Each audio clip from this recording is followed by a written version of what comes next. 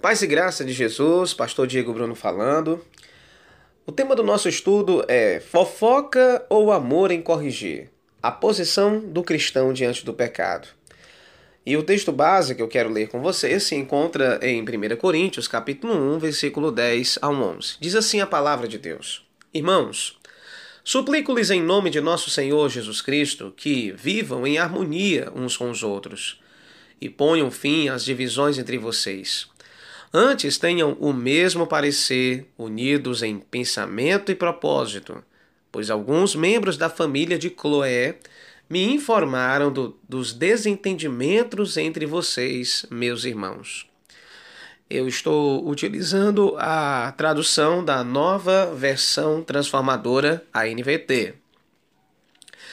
Então, a primeira coisa que eu queria falar, irmãos, é o seguinte.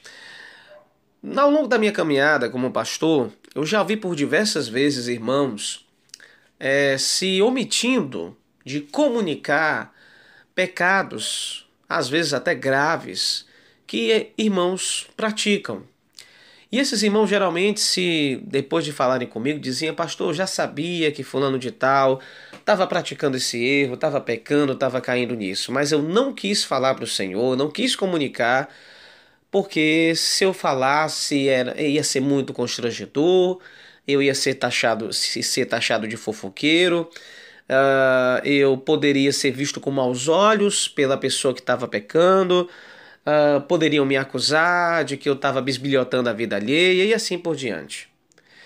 Então, dessa forma, eu comecei a me questionar e resolvi fazer esse estudo para a gente conversar sobre isso, para que você pudesse pensar sobre esse assunto, tá bom? Quando eu raciocino dessa forma, ou seja, eu me esquivo de comunicar um pecado grave que meu irmão, que minha irmã cometeu para a liderança da igreja, eu estou dessa forma contribuindo para que o mal na vida do outro continue. Às vezes aquela pessoa que está pecando ou peca por ignorância ou peca por uma frieza espiritual, porque caiu em tentação e continua pecando. Dessa forma, como eu posso contribuir para o crescimento do meu irmão, da minha irmã que está no erro, se eu de alguma forma não ajudar a resolver aquilo? Então, raciocinar dessa forma quer dizer se calar diante do erro alheio é uma coisa completamente errada e fora do padrão da palavra. E eu quero te convidar a pensar sobre isso. Mas a primeira coisa que eu queria dizer é o seguinte: olha, existe uma diferença entre a fofoca e entre o ato de amar, corrigir em amor. Pastor, e qual é a diferença? Basicamente, a diferença é que quando eu fofoco, o que eu estou fazendo? A fofoca é eu falar sobre a vida de uma pessoa, o erro da vida de alguém em particular, principalmente, para outras pessoas que nada tem a ver com a vida alheia. Né? Ou seja, eu comunico os fracassos, os erros, as quedas, as faltas de uma pessoa para muitas outras. E esse ato de espalhar essa notícia não tem nenhuma intenção de ajudar, mas simplesmente de falar do outro. E muitas vezes esse falar, tem muitas vezes você acaba se projetando no erro do outro, dizendo: olha como ele foi errado, mas eu não faria assim. Olha como ela vacilou nesse assunto, mas eu jamais faria dessa forma. Então, meu irmão, minha irmã que está escutando esse áudio agora, entenda que nós precisamos diferenciar entre fofoca e amor em corrigir. Porque quando eu vejo a vida no erro do meu irmão e eu amo meu irmão, amo a minha irmã em Cristo, eu vou ter duas posições corretas. Ou eu, diretamente, entendendo que tenho sabedoria para tratar sobre o assunto, advirto, chamo a atenção, repreendo em amor o meu irmão, a minha irmã, para que ele possa se consertar, o educo, o ensino, ou então, se percebo que eu não tenho muita familiaridade nessa questão, eu levo isso à liderança pastoral. Mas alguém pode se dizer: não, pastor, mas eu não tenho nada a ver com a vida dele. Não, você tem tudo a ver com a vida do seu irmão, da sua irmã. Na verdade, nós temos tudo a ver com a vida de qualquer pessoa que esteja em erro e pecado e que nós precisamos de alguma maneira, se Deus nos dá a oportunidade, de advertir essa pessoa do erro dela. E para que você não tenha dúvidas sobre isso, veja Ezequiel capítulo 3, versículo 18 comigo. A Bíblia vai dizer assim, Ezequiel 3,18: Quando eu disser a um ímpio que ele vai morrer, e você não o advertir, e nem lhe falar para dissuadi-lo dos seus maus caminhos e salvar a vida dele, aquele ímpio morrerá por sua iniquidade. Para mim, porém, você será responsável pela morte dele. Aqui é na Nova Versão Internacional. Então, a Bíblia fala claramente que Deus requer de nós. Deus impôs sobre nós uma responsabilidade sobre o conhecimento que nós temos da palavra. Quando conhecemos as leis de Deus e vemos pessoas próximas a nós, principalmente os mais próximos, como os nossos irmãos em Cristo, que estão errando. Se eu me omito de falar, ou pelo menos eu me omito de não procurar chamar alguém, talvez até mais sábio do que eu, para tratar sobre o erro de meu irmão ou minha irmã, eu estou errando.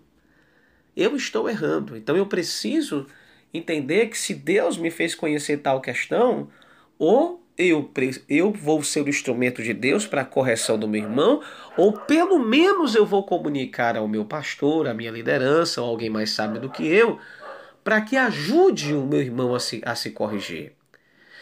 A primeira passagem que nós lemos, em 1 Coríntios 1, 10, 11, você está vendo que o apóstolo Paulo, ele soube de todos os problemas da igreja de Corinto, não foi mediante revelação do Espírito Santo, mas foi porque os membros da família da irmã Cloé informaram a Paulo o erro dos irmãos da igreja de Corinto.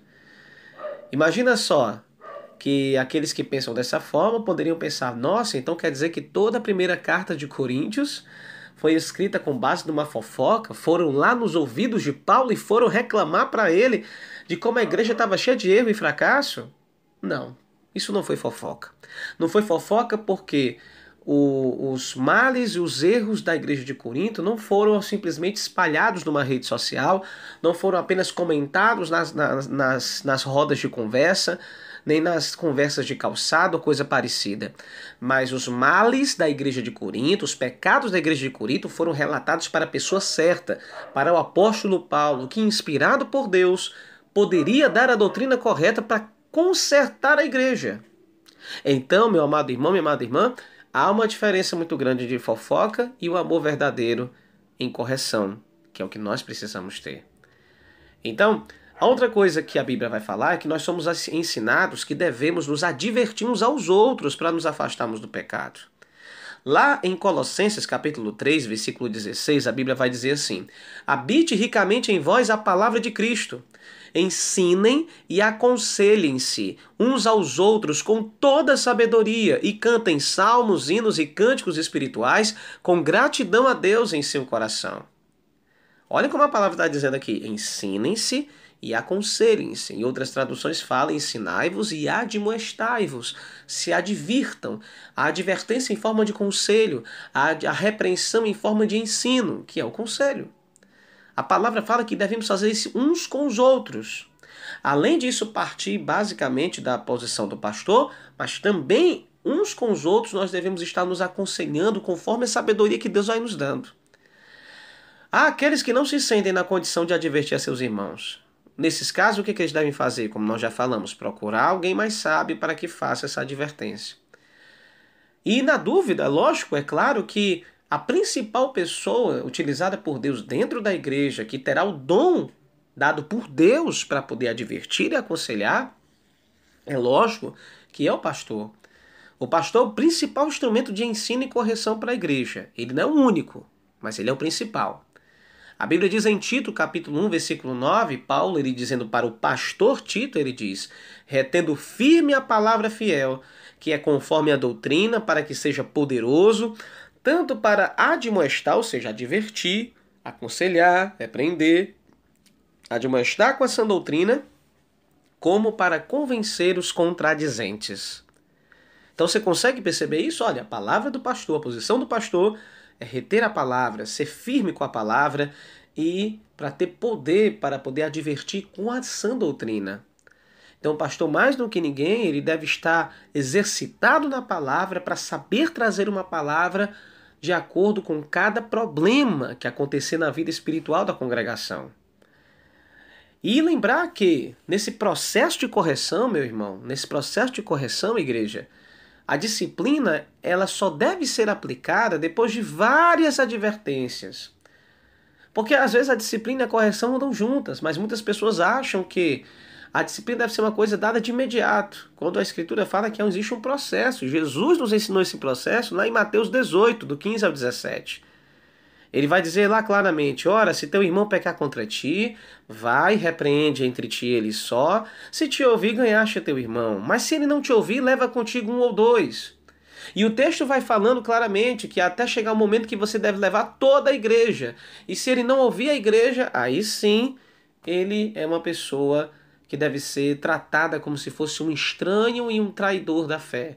Então, é uma pessoa que não está mais em comunhão. Ou seja, nós não devemos tratar essa pessoa como se ela estivesse em comunhão conosco. E isso já é uma disciplina. A disciplina é a última forma de reconciliação e arrependimento para o que desobedece à vontade de Deus.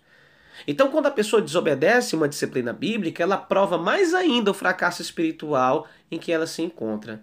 Porque quando a pessoa ainda mantém um mínimo de temor em seu coração, ao ser disciplinada, ela está em um processo de educação, de correção espiritual, para que ela possa se desenvolver, sair do seu estado, né, de resistência, de desobediência, e ela passe agora a rever os seus caminhos e se reconciliar com Deus e se reconciliar com o povo de Deus. Em Hebreus 12, 8, a Bíblia fala que: mas se vocês estão sem disciplina, da qual todos são feitos participantes, sois então bastardos e não filhos.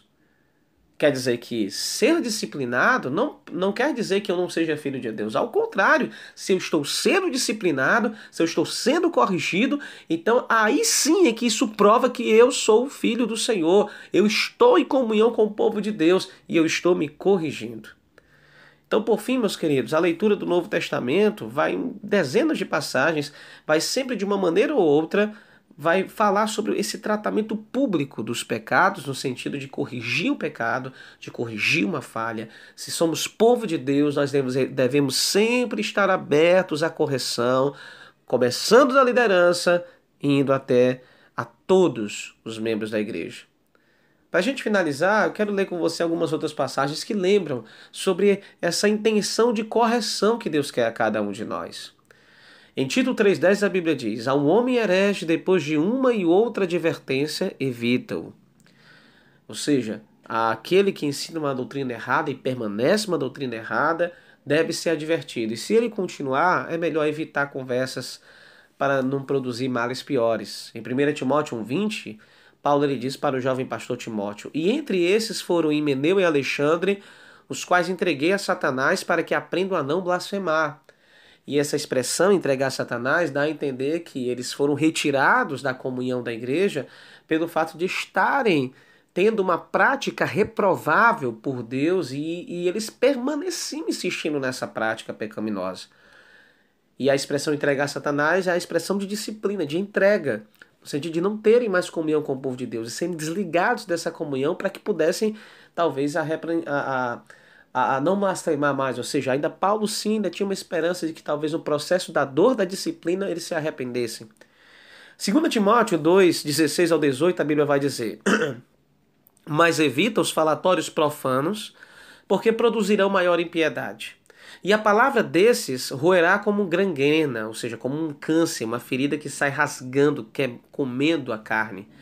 Entre os quais são Himeneu e Fileto, os quais se desviaram da verdade, dizendo que a ressurreição era já feita, e perverteram a fé de alguns.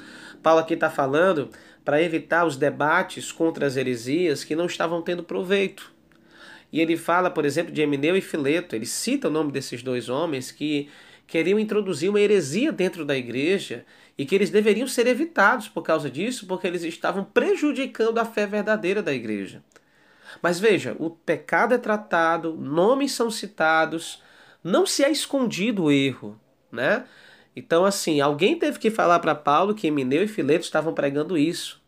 Imagina só se eles evitassem de falar, né? Ou seja, todo o pecado e erro da igreja precisa ser tratado. E quando nós fechamos os nossos olhos, vemos alguma coisa errada acontecendo, se a gente não vai lá e corrige, ou pelo menos não pede à liderança que tem a principal dever de corrigir um erro alheio, nós estamos nos omitindo, estamos pecando, porque estamos contribuindo para que o mal, o erro, o pecado avance no meio do povo de Deus.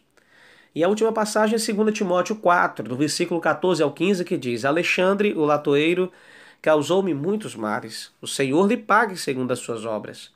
Tu, porém, guarda-te também dele, porque resistiu muito às nossas palavras. Aqui nós temos outro caso de uma pessoa que prejudicou o evangelho, prejudicou o ministério apostólico, e Paulo fala para evitar comunhão com esta pessoa que não estava mudando o seu comportamento. Essas passagens, então, de uma maneira geral, igreja, nos mostram o quê? Que os pecados eles são tratados.